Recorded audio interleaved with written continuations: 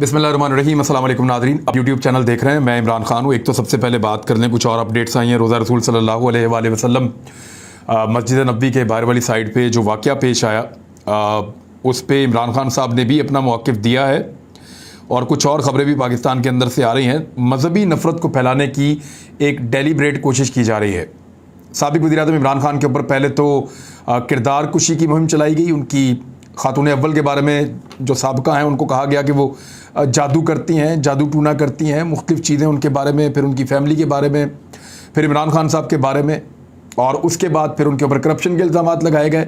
जब उसमें भी नाकामी हो गई, गद्दारी के इल्ज़ामात लगाए गए, पाकिस्तान को नुकसान पहुँचाने के, डैमेज करने के इल्ज़ामात लगाए गए, नाअहल करार दिया गया। फिर उसके बाद इमरान खान साहब को जो है वो एक बैड गवर्नेंस का मॉडल करार दिया गया। इन सारी चीज़ों में नाकामी हुई है। महंगाई का एक बहुत बड़े तूफ़ान को उनके खाते में डाल दिया गया, इसमें भी उनको नाकामी हुई है। अभी साबित करता हूँ। तो अब आखिरी हथियार जो इस्तेमाल किया जा रहा है इमरान खान के ख़िलाफ़, वो मज़हब कार्ड है। और मज़हब कार्ड एक ख़तरनाक कार्ड है। इसने माजी में बहुत लोगों को नुकसान पहुँचाया। इसकी वजह से नवाज शरीफ साहब के मुँह पर जूता मारा था एक आदमी ने, आपको याद होगा। ख्वाजा आसिफ के मुँह पर स्याही फेंक दी थी, कालक मल दी थी। आपको याद होगा एहसन इकबाल के ऊपर गोली भी चल गई थी। और बहुत सारे लोग, यानी मेरे दोस्त हैं जावेद लतीफ़, उनको शेखुपुरा के अंदर बहुत मार पड़ी थी, सर फाड़ दिया था लोगों ने, बहुत ज़ख्मी कर दिया था। और बहुत सारे लोग हैं उनके ऊपर भी अटैक हुए थे। तो ये बड़ा अफसोसनाक होता है जब भी मज़हब को सियासत के लिए इस्तेमाल किया जाता है। माजी में भी होता रहा है, अब भी इस्तेमाल करने की कोशिश की जा रही है। और वही जमात जो मज़हब को सियासत के लिए PMLN के ख़िलाफ़ इस्तेमाल करती थी, आज वो PMLN के साथ मिलकर सब मज़हब को सियासत के लिए इस्तेमाल कर रहे हैं और मज़हब कार्ड का इस्तेमाल कर रहे हैं जहाँ नुकसान हो सकता है। इमरान खान साहब ने जो मौक़िफ़ दिया उसको आप सुन लीजिए पहले, वो बहुत ज़रूरी है। इमरान खान साहब ने कहा कि मैं तसव्वुर भी नहीं कर सकता कि उस मुक़द्दस सरज़मीन पर किसी के ख़िलाफ़ आवाज़ें कसने पर लोगों को मैं उकसाऊँ या उनको ये कहूँ। उन्होंने कहा मैं तो क्या, कोई भी मुसलमान जो है या कोई भी शख्स ऐसा तसव्वुर नहीं कर सकता, सोच नहीं सकता। तो बड़ी क्लैरिटी है। जिस आदमी को बड़ी एलिगेशन लग रहा था उसने साफ कहा कि मैं तो कभी तसव्वुर नहीं कर सकता और मुझे साबित करने की ज़रूरत नहीं है कि मैं नबी अकरम सल्लल्लाहु अलैहि वसल्लम से कितना इश्क करता हूँ, कितना प्यार करता हूँ। तो ये पैमाने लेके जो लोग फिरते हैं कि इसको ज़्यादा प्यार है, उसको कम है, इसका ये हो जाएगा, वो हो जाएगा। आज जमीयत उलमा इस्लाम ने मसाजिद के अंदर डेलिबरेटली मनसूबाबंदी के तहत इमरान खान साहब के खाते में ये सारा कुछ डालने की कोशिश की। वो था क्या जो वहाँ हुआ? मस्जिद के बाहर लोग खड़े थे, उन्होंने इनको देखा, उन्होंने चोर चोर कहना शुरू कर दिया। बिल्कुल वैसे ही जैसे जनरल राहील जब गए थे तो लोगों ने जिंदाबाद के नारे लगा दिए थे। क्या ये पहली मर्तबा नारे लग रहे हैं? इससे पहले भी लोगों ने लगाए हैं। वो हलाल नारे थे, ये हराम नारे हैं। मरियम नवाज ने जब नारे लगवाए इमरान खान के खिलाफ तो वो हलाल थे, ये हराम है। मरियम नवाज ने, याद रखें, उस दौर में अप्रिशिएट किया था इस मकरू अमल को, लेकिन इमरान खान ने अप्रिशिएट नहीं किया। उन्होंने कहा मैं सोच भी नहीं सकता। अब लोगों की नफरत का क्या करें कि वो वहाँ इबादत करने के लिए गए हैं, उनका सारा तवज्जो जो है वो इबादत की तरफ होनी चाहिए। इनकी शक्लें देखकर वो बोलना शुरू हो जाते हैं। और जहाँ तक कुछ दावा किया गया, कुछ लोग गिरफ्तार कर लिए गए हैं। तो एक तो साहबजादा जहांगीर के बारे में कहा गया गिरफ्तार कर लिया गया, और दूसरा अनिल मुसरत के बारे में कहा गया गिरफ्तार कर लिया गया। फिर कहा गया कि हज़ारों लोग गिरफ्तार कर लिए गए। तो झूठी खबर है। एक खबर मैंने पढ़ी है जिसमें 5 लोग अरेस्ट हुए हैं, उनसे सवाल जवाब किए जाएंगे और मुमकिन है वो छूट जाएं। और साहबजादा जहांगीर और अनिल मुसरत, इन्होंने वीडियो बयान के अंदर बताया कि ना हमने इसमें कुछ किया, ना हमारे इससे कोई ताल्लुक है, हम अपने उम्रे के लिए गए थे, इबादत के लिए गए थे, और हमने ये सब कुछ होते हुए देखा। हम नमाज पढ़ रहे थे जब ये हमें आवाज़ें आई हैं। हमारा इससे कोई ताल्लुक नहीं है और हमें इसके साथ ना जोड़ा जाए। हमें ना किसी ने गिरफ्तार किया और ना हम इसके अंदर मुलव्विस हैं, ये उन्होंने साफ कहा है। और जो पाकिस्तान के अंदर इस तरह का प्रोपेगेंडा मीडिया के अंदर कर रहे हैं, वो लोग ज़रा मुंह हाथ धो लें और अपनी शक्ल शीशे के अंदर देखें कि वो जो कह रहे हैं उसका गलत साबित हो गया। वो वीडियो सामने आ गई, वो बंदा बैठा हुआ है जिसको आप कह रहे हैं गिरफ्तार है, वो बैठ के बता रहा है मैं तो भाई खुला हूँ, मैं तो गिरफ्तार नहीं हूं। तो पाकिस्तान में अजीब अजीब खबरें लोग देते रहते हैं। इससे पहले जितने नारेबाजी हुई उसको सबको हलाल करार देते हैं। इस मर्तबा कहते हैं ये हराम काम हो गया है। अच्छा, इसके अलावा एक और मुझे वाकया याद आ गया, बल्कि ये तस्वीर आप देख लें। इसको मलिहा हाशमी साहिबा, उन्होंने इसको ट्वीट भी किया। मैंने वहीं से इसको उठाया, मेरे दिमाग में था ये वाकया, लेकिन मैं कल भी बताना भूल गया, तो ये अब मैंने वहाँ से उठाया। सवाल उन्होंने बड़ा अच्छा पूछा। उन्होंने कहा क्या मस्जिद नबी सल्लल्लाहु अलैहि वसल्लम जैसी मुकद्दस जगह जहां बैठकर जज अरशद मलिक को 50 करोड़ रुपए की रिश्वत पेश करना मस्जिद का एहतराम था? यानी जब अरशद मलिक को खरीदने की कोशिश की तो अरशद मलिक ने खुद बताया कि मुझे सऊदी अरब में मदीना मुनव्वरा में बुला के हुसैन नवाज मिले। ये तस्वीर भी मौजूद है इनकी कि ये इकट्ठे बैठे हैं और बाद में जज साहब फौत हो गए। आप सब जानते हैं इनके ऊपर कितना दबाव था और ये जज साहब ने जो स्टेटमेंट दिया था उस स्टेटमेंट की रोशनी में उन्होंने बताया था कि मुझे वहाँ पे बैठकर उन्होंने हुक्म दिया था और ये कहा था। तो ये इसके ऊपर ट्वीट भी है और ये तस्वीर भी मौजूद है। ये दोनों जज साहब और हुसैन नवाज वहाँ पे बैठे हुए हैं। तो जज के बकौल उनको लालच देने के लिए बुलवाया गया था। दूसरी एक और बड़ी खबर ये है कि लाहौर हाई कोर्ट ने फैसला दे दिया और तीसरी मरतबा ये फैसला दिया। रात के वक्त अदालत लगाई गई और लाहौर हाई कोर्ट के मुताबिक स्पीकर कौमी असम्बली को ये कहा गया कि सुबह 11 बजे हमजा शहबाज का हलफ ले लें। यानी 30 अप्रैल है, सुबह 11-11:30 बजे हमजा शहबाज से हलफ लें। लाहौर हाई कोर्ट के जस्टिस जवाद हसन ने हमजा शहबाज की हलफ बर्दारी के लिए दायर की जाने वाली तीसरी दरखास्त पर फैसला सुनाया। फैसला रात के वक्त सुनाया। 9 मुंतखब वज़ीर आला पंजाब हमजा शहबाज की हलफ लेने की तीसरी दरखास्त पर लाहौर हाई कोर्ट के जस्टिस ने फैसला सुनाते हुए स्पीकर कौमी असम्बली को हमजा शहबाज से हलफ लेने का हुक्म दिया। 9 सफ़ात पर मुश्तमिल तहरीरी फैसला जारी कर दिया गया। हमजा शहबाज ने हलफ लेने के लिए पहली पटिशन 22 अप्रैल को दायर की थी, जिसकी समाअत chief justice Lahore high court justice Amir Bhatti ने की थी और हुक्म दिया था सदर पाकिस्तान को कि वो खुद हलफ लें या हलफ के लिए कोई नुमाइंदा मुकर्रर करें। हमजा शहबाज ने हलफ के लिए दूसरी पटिशन 27 अप्रैल को दायर की। Chief justice Lahore high court justice Amir Bhatti ने हमजा शहबाज की दरखास्त पर फैसला जारी करते हुए हुक्म दिया कि 28 अप्रैल को रात 12 बजे से पहले गवर्नर पंजाब हमजा शहबाज से लाजमी हलफ लें या कोई और नुमाइंदा मुकर्रर करें।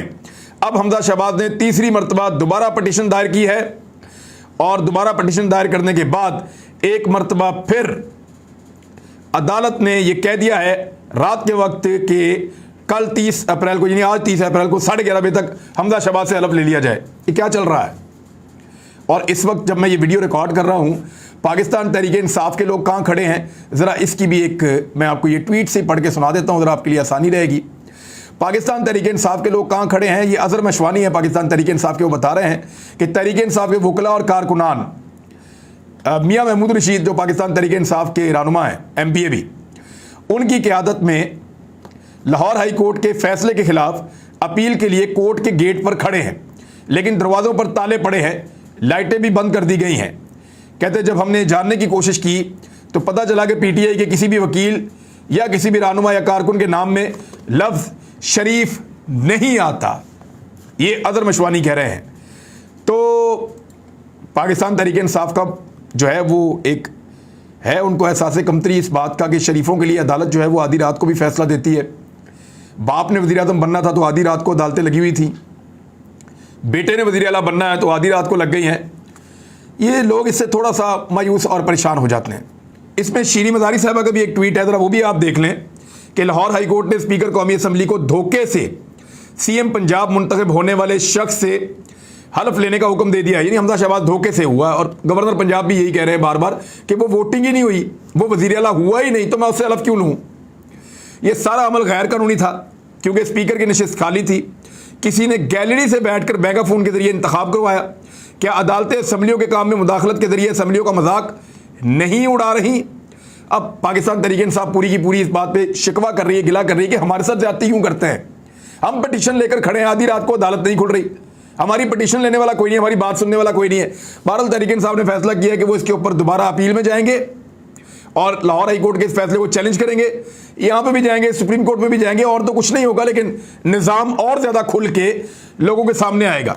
लोगों को इस सवाल का जवाब मिलेगा कि पाकिस्तान की अदलिया के ऊपर इतनी उंगलियां क्यों उठाई जाती हैं और क्यों ये अदलिया के बारे में प्रोपेगेंडा किया जाता है कि पाकिस्तानी अदालतें जो हैं वो 130वें नंबर पे हैं दुनिया में, ये क्यों कहा जाता है। बहरहाल अब स्पीकर भी अपना, वज़ीर आला भी अपना, पीपल्स पार्टी PMLN ये मिलकर हलफ ले लेंगे और हमजा शहबाज साहब आज के दिन वज़ीर आला पंजाब बन जाएंगे। जब आप वीडियो सुन रहे हों तो उस वक्त शायद बन चुके हों। एक और खबर है, वो भी बड़ी अहम है। अमरीकी मुरासला के मामले के ऊपर इमरान खान साहब ने एक बड़ा फैसला किया है। तफसीलात के मुताबिक इस मुरासले के मंदरजात की अदालती कमीशन से तहकीकात के मामले पर चेयरमैन PTI इमरान खान ने सदर मुमलिकत को ख़त लिखने का फैसला किया है। अब यह कानूनी लिहाज से बड़ी अहम बात है कि चीफ जस्टिस के बाद एक मुरासला पहुंच चुका है, उसके ऊपर कोई एक्शन नहीं हो रहा। सदर पाकिस्तान से पूछा जा रहा है कि आपके पास भी ये मौजूद था, बताएं इसका क्या होगा। चीफ जस्टिस ऑफ पाकिस्तान को भी खत भिजवाएंगे जिसमें अमरीकी मुरासले की रोशनी में अब तक की कार्रवाई का पूछा जाएगा। पूछ सकते हैं जी, पाकिस्तान के शहरी हैं, एक बड़ी पॉलिटिकल पार्टी के हेड हैं, सवाल तो पूछ सकते हैं। इमरान खान का कहना था कि बाज़ाब्ता मुलाकात में सफ़ीर को धमकी शर्मनाक और सफारती आदाब के मुनाफी है। मुहज़्ज़ब दुनिया में ऐसे तकब्बुराना तर्ज़ अमल, सफारती बदअखलाक़ी की गुंजाइश नहीं है। कौम की आज़ादी और खुद मुख्तारी हुकूमत के दफा से बालातर फरीज़ा है। मकामी गद्दारों ने कौम को साम्राज्य के चुंगल में जकड़ने की कीमत ली है। मकामी गद्दारों ने इंपोर्टेड हुकूमत की सूरत में कीमत वसूल की है। और फिर उन्होंने बहुत डिटेल के साथ इमरान खान साहब ने बताया कि वो अब क्या करने जा रहे हैं। मुल्तान में वर्कर्स कन्वेंशन से इन्होंने खिताब किया और उन्होंने कहा कि 75 साल का जो दौर पाकिस्तान का गुजरा है ना, उसमें ये बहुत अहम तरीन तहरीक है और बड़ा अहम तरीन वक्त है। इस्लामाबाद में 20 लाख लोगों को हम लेकर आएंगे। मुल्क में मीर जाफ़र मीर सादक के साथ मिलकर बैरूनी साजिश की गई है। साजिश को अपना काम बनाना है और वो मुल्क में इलेक्शन की सूरत में हो सकती है ताकि इनकी हुकूमत ख़त्म हो। आपने बच्चे बच्चे को तैयार करना है। आम तरीन तहरीक है। चोरों का टोला हम पर मुसल्लत किया गया है। 3 स्टूजेस हम पर मुसल्लत नहीं हो सकते। हम इलेक्शन करवाएंगे, अवाम फैसला करेंगे कि किसकी हुकूमत होनी चाहिए, बाहर से बैठ के नहीं करेगा। अगले 2-3 रोज़ में शरीफ खानदान की करप्शन पर एक वाइट पेपर जारी किया जाएगा। इस्लामाबाद मेरी कॉल का इंतज़ार करें। ये जो शहबाज शरीफ ने 40 अरब की करप्शन की है, जो मरियम नवाज की करप्शन है, जो अदालतों से इनको रिलीफ मिल रहा है, अब ये साबित कर रहे हैं कि ये सुरखरू हो रहे हैं। लेकिन पाकिस्तान तहरीक इंसाफ मौजूद है ना, एक ही पार्टी है जो इस वक्त अपोजिशन में है, तो वो पार्टी ये सारा का सारा मवाद इकट्ठा करके एक वाइट पेपर लोगों की आसानी के लिए जारी करने वाली है कि आपके ऊपर जो हुक्मरान है इन्होंने पाकिस्तान को किस तरीके से लूटा है और ये कैसे पाकिस्तान के ऊपर मुसल्लत हो गए हैं, और इनके बारे में अब एक वाइट पेपर भी आने वाला है। इमरान खान साहब ने कहा कि ये माफिया 2 तरीकों से चलता है। एक, ये लोगों को पैसा देकर खरीद लेते हैं, 35 साल से ऐसे ही कर रहे हैं। दूसरा तरीका, ये लोगों की किरदार कुशी करते हैं। ईद के बाद ये मेरी किरदार कुशी करेंगे। पहले भी 2018 में इलेक्शन से पहले इन्होंने मेरे खिलाफ एक किताब लिखवाई, अब दोबारा किरदार कुशी करेंगे। इन्होंने बेनज़ीर के खिलाफ जाली तस्वीर बनाकर फेंकी। एक ऐसी खातून जो मुसलमान होकर पाकिस्तान आई, उसके खिलाफ यहूदी होने की मुहिम चलाई, जमाइमा के खिलाफ। शहबाज शरीफ ने सबसे ज़्यादा पुलिस मुकाबले भी करवाए हैं। उन्होंने कहा मैं आपका तब तक मुकाबला करूंगा जब तक मैं जिंदा हूं। एक जंग अल्फाज से और एक जंग हथियार से होती है। हमने अपनी ज़बान से इस माफिया के खिलाफ जंग लड़नी है और लोगों को तैयार करना है। ख़ास तौर पर उन्होंने वकला बरादरी को कहा, और वकला बहुत बिगड़ गए हैं। जो नौजवान वकला है ना, उनके अंदर बहुत रिएक्शन आ गया है। और मैं नौजवान वकला को एक ताज़ा हवा का झोंका इसलिए समझता हूँ कि वो ये सोच रहे हैं कि जो निज़ाम का हिस्सा पुराने वकील हैं, जो अरबोपति करोड़ोंपति हैं, उनके लिए आधी रातों को भी अदालतें खुलती हैं, उनकी मुलाकातें भी रहती हैं, उनके केसेस भी जल्दी जल्दी लगते हैं, वो सिस्टम को इस्तेमाल भी करते हैं। ये इंसाफ कहाँ पे है? यानी हम भी वकील हैं, वो भी वकील हैं, सिर्फ इस बुनियाद के ऊपर कि वो बहुत तगड़े हैं, बहुत पुराने हैं, सिस्टम का हिस्सा हैं, तो हर चीज़ उनको मिलती है, उनको जल्दी जल्दी इंसाफ मिलता है। हमें कोई पूछता ही नहीं है। हम जब आते हैं अदालतों को ताले लगे होते हैं। हम जब आते हैं कि हमारी बात ही नहीं सुनी जाती, हमारे केसेस ही नहीं लगते। तो नौजवान वकील आज भी एहतजाज कर रहे थे और बात कर रहे थे।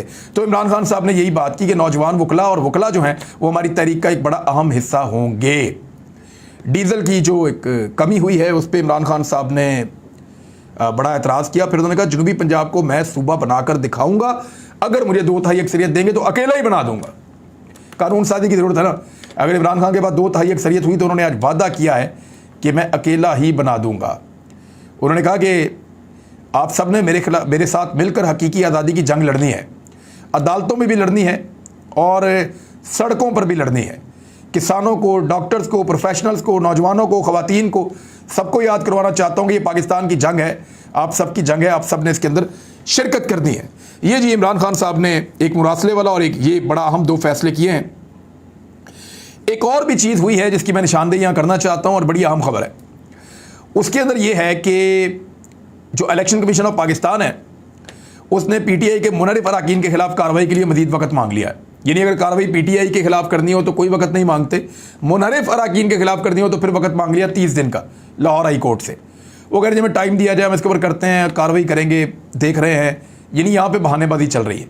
हालांकि कानून ये कहता है कि आपको जल्द अज जल्द ये कार्रवाई मुकम्मल करके इन बंदों को डी सीट करना है, इनको सीटों से तो हटाएं, इलेक्शन हो पता चले कहाँ पे खड़े हैं। तो वो अब इनको डी सीट करने से भी इलेक्शन कमीशन ऑफ पाकिस्तान जो है वो गुरेज कर रहा है। दूसरी जानिब एक और चीज़ हुई है वो बड़ी इंटरेस्टिंग है। वो ये हुई कि इलेक्शन कमीशन ऑफ पाकिस्तान ने यूसुफ रज़ा गिलानी की नाअहली के लिए जो दरखास्त दायर की हुई थी पाकिस्तान तहरीक इंसाफ की जानिब से कि इसके बेटे ने बंदे खरीदे और बंदे खरीद के जो है वोट लेकर दिए, वो ये तो फैसला कर दिया कि इनके बेटे के खिलाफ कानूनी कार्रवाई की जाए। यानी साबित हो गया कि इनका बेटा खरीदो फरोख्त कर रहा था, जिन लोगों से वो बात कर रहा था उनके खिलाफ भी कार्रवाई की जाए, इनके बेटे के खिलाफ भी कार्रवाई की जाए। लेकिन जो इस सारे गुनाह का बेनिफिशरी है, जिसको इजाफी वोट मिल गया और वो जीत गया और सेनेटर बन गया, यानी यूसुफ रज़ा गिलानी साहब, उनके खिलाफ कोई कार्रवाई नहीं। यानी आपको हैरत नहीं हो रही? यानी एक ऐसा जुर्म किया गया जिस जुर्म का फायदा एक शख्स को पहुंचाया गया और उसके पास वो माल इकट्ठा हो गया। उस शख्स को कुछ नहीं कहना, जो नीचे बेचारे जिन्होंने काम डाला हुआ उसके कहने के ऊपर उनको सारों के खिलाफ कार्रवाई कर दो। ये है जी इलेक्शन कमीशन ऑफ पाकिस्तान का इंसाफ। और ऐसे ही इंसाफ पाकिस्तान में जब होते हैं तो लोगों का इदारों के ऊपर से एतबार उठता है। अब आ जाए आखिरी खबर जो मैंने आप तक पहुंचानी थी, वो ये है कि मुल्क में महंगाई की शरह में इजाफा हो गया 15%। ये हफ्तावार रिपोर्ट बता रही है। वज़ीर आला कौन है? हमजा शहबाज ही चला रहे हैं तकरीबन। वज़ीर आज़म कौन है? शहबाज शरीफ है। और शहबाज शरीफ के दौरे हुकूमत में इदारा शुमारियात ने महंगाई के हफ्तावार आदाद शुमार जारी कर दिए हैं, जिनके मुताबिक 25 अशिया की कीमतों में इजाफा हो गया है। और इन चीज़ों में जो इजाफा हुआ है वो लगभग टोटल 15% का इजाफा है। तो ये जी हालत कर दी है इन्होंने पाकिस्तान की। महंगाई अभी भी बढ़ रही है, तो ये आए क्यों थे? अब तक के लिए इतना ही। अपना ख्याल रखिएगा, अपने इस चैनल का भी। अल्लाह हाफ़िज़।